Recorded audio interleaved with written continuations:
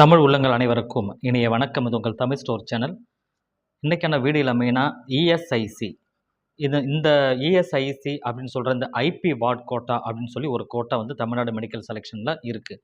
So இது என்ன Tamil Nadu medical selection அப்படின்னு சொன்னால் இது வந்து எது மூலமாக நமக்கு கவுன்சிலிங் நடக்கும், இந்த இஎஸ்ஐசி அப்படின்னு சொன்னால் அந்த கோட்டானா என்ன அப்படின்றத டீட்டெயிலாக இந்த வீடியோவில் பார்க்கலாம். எப்படி நமக்கு அட்மிஷன் கிடைக்கும் அப்படின்றத நம்ம பார்க்கலாம். ஸோ இந்த நேரத்தில் இந்த வீடியோவை நான் உங்களுக்கு சொல்கிறதுக்கு காரணம் என்ன அப்படின்னா, ஒரு மாணவர் வந்து கேட்டிருந்தாரு, இஎஸ்ஐசிக்கு நான் எப்படி வந்து அப்ளை பண்ணணும் அப்படின்னு சொல்லி கேட்டிருந்தாங்க. ஸோ அதற்காக தான் மெயினாக வந்து இந்த வீடியோவை நான் கொடுக்குறேன். ஸோ இதை தவிர்த்து வந்து அதில் என்னென்ன கவுன்சிலிங் ப்ராசஸ்லாம் இருக்குன்றதை இன்னொரு மாணவரும் கேட்டிருந்தார். ஸோ அதற்காக இது ஒரு டவுட் கிளாரிஃபிகேஷன் செக்ஷனாக வந்து உங்களுக்கு டீட்டெயிலாக நான் சொல்லிடுறேன்.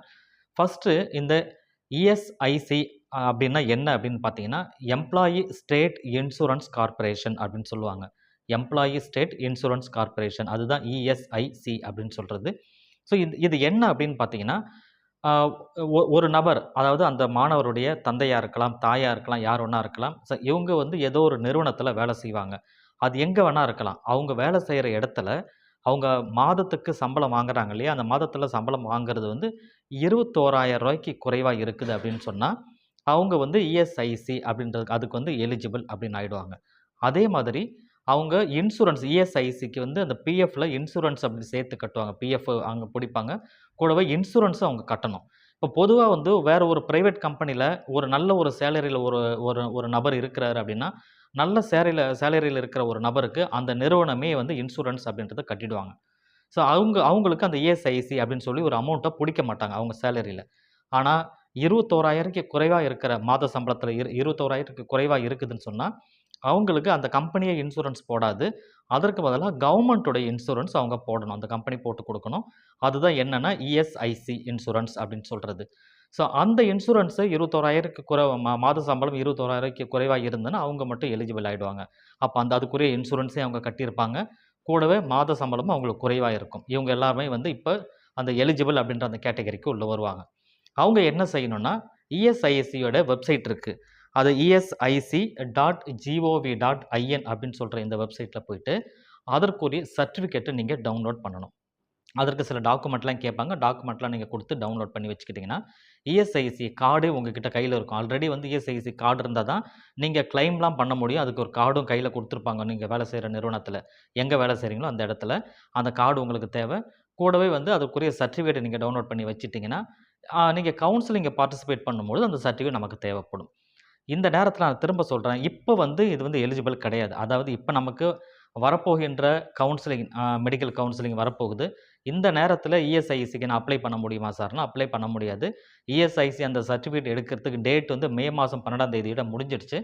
ஆனால் ஏற்கனவே டவுன்லோட் பண்ணி நீங்கள் வச்சுருக்கிறீங்க. இஎஸ்ஐசியில் ஒர்க் பண்ணுற ஒரு பேரண்ட்டாக இருக்கிற பட்சத்தில் நீங்கள் இதெல்லாம் அந்த எலிஜிபிள் கேட்டகரியில் வந்து சர்டிஃபிகேட்டில் நீங்கள் ரெடியாக வச்சுருக்கிறீங்கன்னா, இப்போ நீங்கள் மெடிக்கல் கவுன்சிலிங் நமக்கு எப்போ வந்து ஓப்பன் ஆகுதோ அப்போ நீங்கள் அப்ளை பண்ணலாம். ஸோ இது எங்கே அப்ளை பண்ணணும், எப்படி அப்ளை பண்ணணும்னா, நீங்கள் அப்ளை பண்ண வேண்டியது ஆல் இண்டியா கோட்டாவுக்கு தான் அப்ளை பண்ணணும். அதாவது மெடிக்கல் கவுன்சில் கமிட்டி எம்சிசியோட கால்ஃபர் பண்ணுவாங்க நமக்கு நீங்கள் அப்ளை பண்ணுறதுக்கு. சரிங்களா? அந்த ஆல் இண்டியா கோட்டாக்கு அப்ளை பண்ணுறதுக்கு எம்சிசியோட வெப்சைட்டில் போய் அப்ளை பண்ணணும். அதுக்கு நீங்கள் அப்ளை பண்ணும்பொழுது இந்த கோட்டாவில் உங்களுக்கு தேவைன்றவங்களும் அதில் தான் போய் நீங்கள் அப்ளை பண்ணணும். அது மூலமாக தான் கவுன்சிலிங் உங்களுக்கு நடக்கும். அப்போ ஃபஸ்ட்டு இந்த வெப்சைட்டில் போயிட்டு இஎஸ்ஐசி வெப்சைட்டில் போய் இந்த சர்டிஃபிகேட்டை நீங்கள் ஆல்ரெடி டவுன்லோட் பண்ணி கையில் வச்சுருப்பீங்க.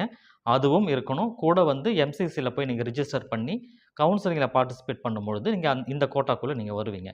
இதில் பெனிஃபிட் என்ன அப்படின்னா, இதர கேட்டகரி இருக்கு இல்லையா, மற்ற கேட்டகரி எந்த கேட்டகரியில் இருந்தாலுமே அதற்கும் இதற்கும் கம்பேர் பண்ணும்போது மதிப்பெண் சற்று ஒரு 60, 70 மதிப்பெண்லேருந்து 100 மதிப்பெண் வரைக்குமே நீங்கள் குறைவாக எடுத்துருக்கிறீங்கன்னா, நீங்கள் வந்து ஓரளவு உங்களுக்கு இதில் கிடைப்பதற்குண்டான வாய்ப்புகள் உண்டு. இந்த காலேஜ் அப்படின்னு நம்ம பார்க்கும்பொழுது, கேகே நகர் சென்னை, தமிழ்நாட்டை பொறுத்த வரைக்கும் கேகே நகர் சென்னையில் 25 சீட் இருக்குது. அதே போல் 30 சீட் இருக்காங்க. போன வருஷம் 25 இருந்து இப்போ வந்து 30 சீட் இருக்குது கேகே நகர் சென்னை. அங்கேயும் கோயம்புத்தூரில் வந்து ஒரு 20 சீட் இருக்குது. கோயம்புத்தூரில் இருக்கிறது பியூர் கவர்மெண்ட் மெடிக்கல் காலேஜ். அந்த கோயம்புத்தூரில் இருக்கிற பியூர் கவர்மெண்ட் மெடிக்கல் காலேஜில் அந்த இஎஸ்ஐசி கேட்டகரிக்காக மட்டுமே ஒரு 20 சீட் அதில் ஒதுக்கி கொடுக்குறாங்க. ஆனால் சென்னையில் இருக்கிறது ஃபுல் அண்ட் ஃபுல் இஎஸ்ஐசி கோட்டாக அதுக்குன்னே இருக்கிற காலேஜ். சென்னையில் போய் நீங்கள் படிக்கிறீங்க அப்படின்னா, நீங்கள் ஆல் இண்டியா கோட்டா மூலமாக தான் உள்ளே வரணும். அப்படி உள்ளே வந்தீங்கன்னா, உங்களுக்கு அங்கே வந்து ஃபீஸ் எவ்வளோ கலெக்ட் பண்ணுறாங்க வருடத்திற்குன்னா, ரூ. 1,00,000 ஃபீஸ் வந்து பே பண்ணுற மாதிரி இருக்கும் இந்த கோட்டாவில் இருக்கிறவங்களுக்கு. 1. அதே நேரத்தில் வந்து பாண்ட் பீரியட் அப்படின்னு ஒன்று இருக்குது. நீங்கள் வந்து சேரும்பொழுது பாண்ட் எழுதி கொடுக்கணும். அந்த பாண்ட் வந்து ரூ. 5,00,000 மதிப்புள்ள ஒரு பாண்ட் எழுதி கொடுத்து 1 இயர் நீங்கள் ஒர்க் பண்ணணும். அவங்க எங்கே சொல்கிறாங்களோ அந்த இடத்துல. அப்போ நீங்கள் எம்பிபிஎஸ் முடிச்சுட்டு 5½ வருடம் முடிக்கிறீங்க. முடிச்சதுக்கப்புறம் 1 இயர் பாண்ட் பீரியட் இருக்குது. அவங்க 1 இயர் ஃபுல்லாக கம்பல்சரி ஒர்க் பண்ணணும். அதுக்கு சேலரியும் கொடுப்பாங்க. அது ஒர்க் பண்ணி முடிஞ்சதுக்கு அப்புறமா தான் நீங்கள் பிஜி அப்படின்றத பண்ண முடியும். அல்லது அந்த அந்த காலேஜ் விட்டு வெளியில வர்றதா இருந்தாலும் உங்களால வர முடியும். ஸோ இது வந்து இஎஸ்ஐசி காலேஜ்ல நீங்க சேர்ந்து படிக்கிற மாணவர்களுக்கு உண்டான விஷயம். ஸோ ஓரளவு இப்ப நான் மேக்ஸிமம் சொல்லியிருப்பேன் உங்களுக்கு. ரூ. 1,00,000 ஃபீஸு மத்த பிரைவேட் காலேஜ விட கம்மி தான். ஸோ இருந்தாலும் பரவால்ல. பாண்ட் பீரியட் இருக்கு. இதெல்லாம் நீங்க மனசுல வச்சுக்கணும். அப்போ இதற்கு முன்பா நான் ஏற்கனவே சொல்லியிருக்கேன். நீங்க அந்த இஎஸ்ஐஇசட் வெப்சைட்ல எடுத்து சர்டிஃபிகேட் டவுன்லோட் பண்ணி வச்சு எலிஜிபிள் ஆகி நீங்க ஏற்கனவே வந்து தயாரா இருக்கிறீங்கன்னா, ஆல் இண்டியா கோட்டால நீங்க அப்ளை பண்ணுங்க. இஎஸ்ஐசி கோட்டால உங்களுக்கு கிடைக்கும். இது யாருன்னா, அந்த இஎஸ்ஐசி அந்த யார் பேரண்ட் அப்பாவோ, அம்மாவோ அவங்க வந்து ஒர்க் பண்றாங்க அப்படின்னு சொன்னா, அவங்களுடைய பிள்ளைகளுக்கு இது வந்து பொருந்தும். ஸோ அவங்க பிள்ளைகள் போகும்பொழுது அப்பாவோட கோட்டாலே அல்லது அம்மாவோட கோட்டாலே இவர் வந்து உள்ள வந்துருவாரு. ஸோ மத்த கோட்டாலாம் நமக்கு வருது இல்லையா? அதேபோல இஎஸ்ஐசி வந்து ஒரு கோட்டாவா குடுத்துருக்காங்க.